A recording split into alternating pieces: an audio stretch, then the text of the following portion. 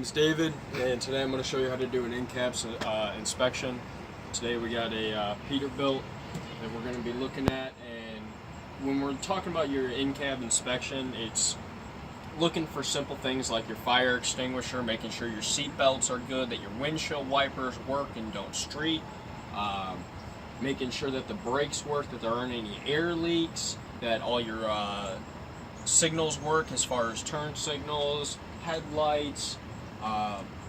Make sure all your switches work as far as, locking and unlocking your power divider, making sure that your parking brake and trailer brake buttons pop out and push in, double checking to make sure that the vehicle is building air pressure properly, making sure that the vehicle isn't have any check engine lights, anything that would hinder your performance in doing your job.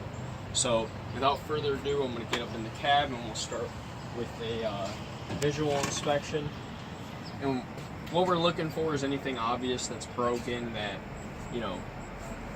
we need to mark down and make a note of. And, we got your steering columns broke apart here, you've got wires hanging down here, but it's not really going to stop you from driving.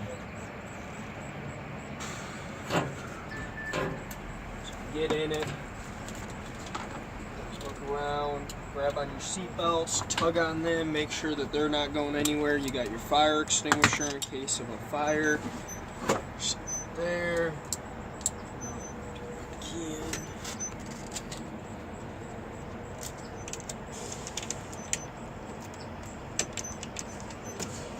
This one's upside down.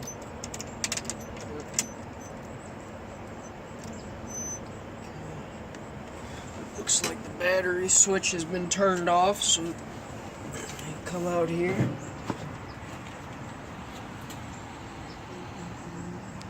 It's up front. It's on this side. There we go. Now we got some battery power.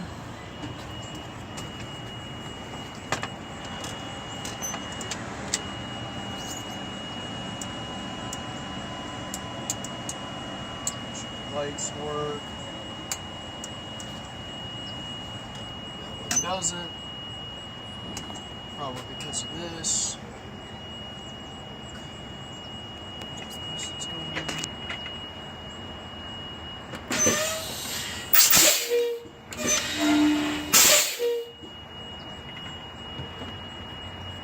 Up here.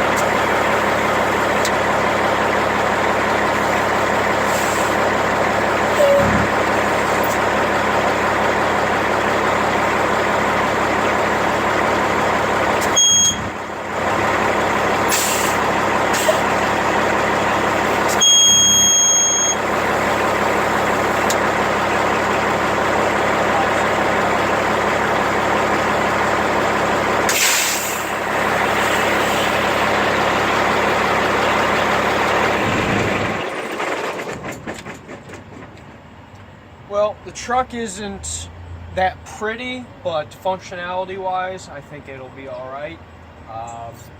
There are a couple things that I would want to write up, like the head unit not working, no AC. I mean, it's not going to stop you from doing your job, but it will make you uncomfortable while you're doing it. I'd like to see a steering column that keeps these wires and everything hidden so you can't kick it and pull them and things of that nature while you're trying to push in the clutch. See, we got some kind of fuse down here that looks like somebody's pulled out. I'm not sure if it's bad or good. But it's little things like this that, you know, if you start noticing something not stop working in the cab, it could be something as simple as a fuse, or, you know, in this case of this light, the ground wire, power wire being ripped apart, and just hanging there. But like I said, this truck looks like it's good to go. It's building air pressure. It's running fine, and there's no check engine light. All the gauges are reading well. Oil pressure.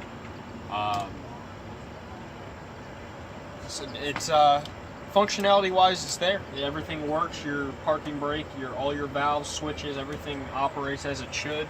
Actually, let me just double check on the windshield wipers. Now that I think about it, where is the switch?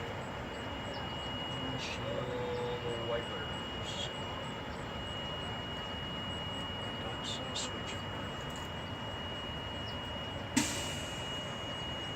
You know, they hide all these switches. You jump in and out of different trucks, you know, you really got to familiarize with yourself with the truck before you go and you try to actually drive anywhere. Well, looks like the windshield wipers in this truck actually don't work. I see where it's been signed for it and the switch is broken off in there.